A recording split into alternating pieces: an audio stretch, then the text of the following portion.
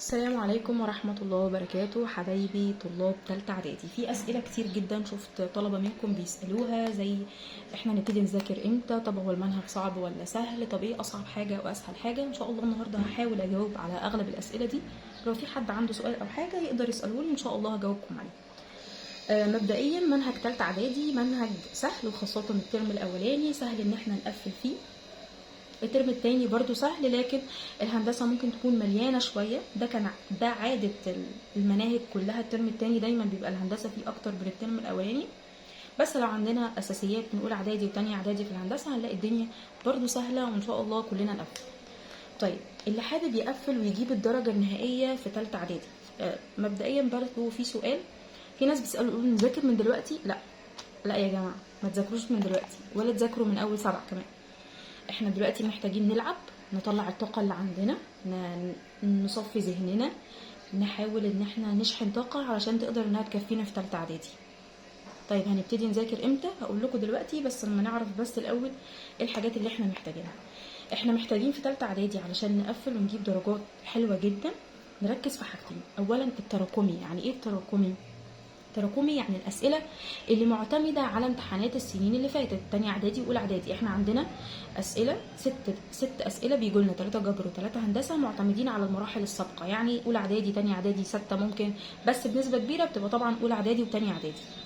طيب الاسئله دي علشان نذاكرها محتاجين نعمل ايه؟ احنا بقى هنيجي في نص 7 كده ان شاء الله، قبل اسبوعين كده من شهر 8 نبتدي ان احنا نراجع التراكمي. طب هنراجع التراكمي ازاي يا مس؟ معانا كتب الامتحانات، يعني ده كتاب المعاصر مثلا، امتحانات المحافظات بتاعت اولى اعدادي وتانية اعدادي، هنلاقي فيها اسئله اختر، هنلاقي فيها اسئله اكمل، نبص عليها ونحل الاسئله دي. ده مثلا كتاب الاضواء نفس الكلام، المحافظات اللي فاتت هنلاقي فيها اسئله اكمل، اسئله اختر، نحلهم. طيب وانا بحل ببص كده لقيت سؤال سهل قوي انا عارفه، خلاص تمام حليته.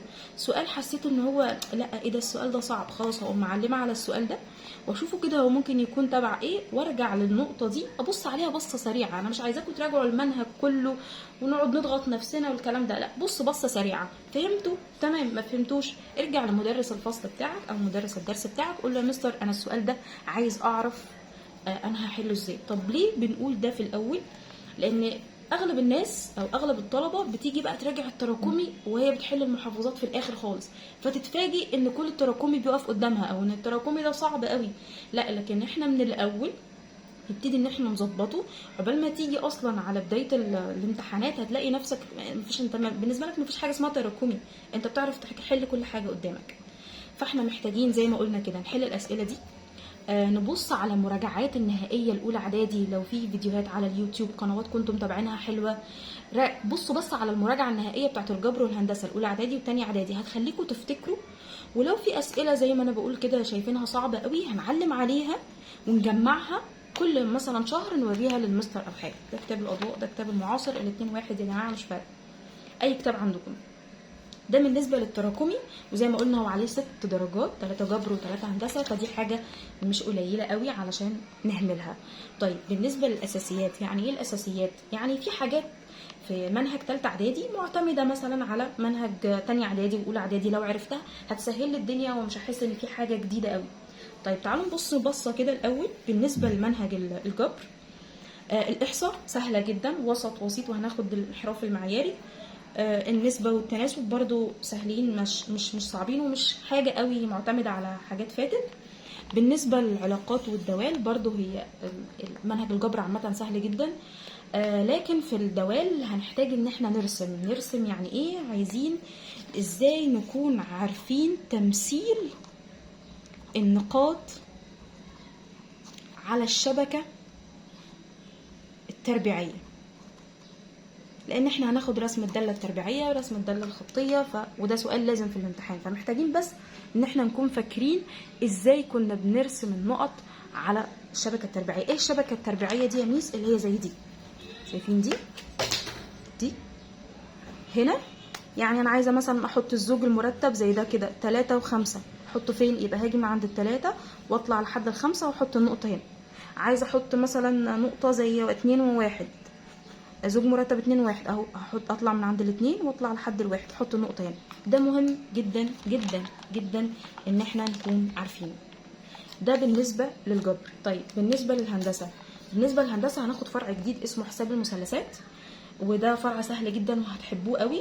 بالنسبه للهندسه التحليليه، الهندسه سهله جدا جدا، لكن محتاجه حاجه مهمه قوي هتخليها بالنسبه لنا ميه، ان احنا نفتكر خواص المتوازي الاضلاع.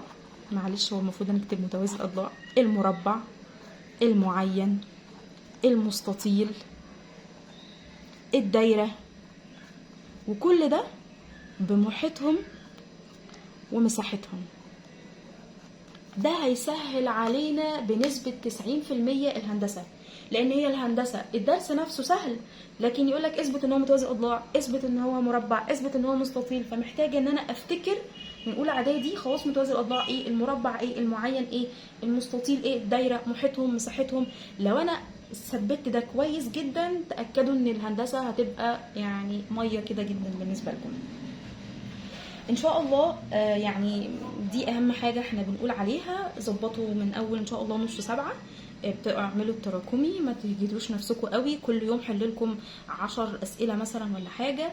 بعد كده هنبتدي من شهر 8 ان شاء الله نبتدي ان احنا نذاكر جبر او هندسة. برضو مش عايزاكم تعملوا حمل تقيل عليكم. من شهر 8 نذاكر، بس بلاش نجهد نفسنا قوي. من 9 لازم نبدأ الجد، وان شاء الله المنهج يكون لطيف. وانا باذن الله هعمل فيديوهات مبسطه على الحاجات اللي هي الاساسيات المعتمد عليها في الهندسه وفي الجبر، علشان نبقى داخلين تالتة اعدادي بالنسبه لنا السنه سهله وكويسه. ان شاء الله تابعوني واعملوا اشتراك في القناه، وباذن الله الدنيا تبقى لطيفه معاكم. ولو في اي حد عنده اي سؤال او عنده اي حاجه يقدر يقول لي، وان شاء الله اجاوب عليه.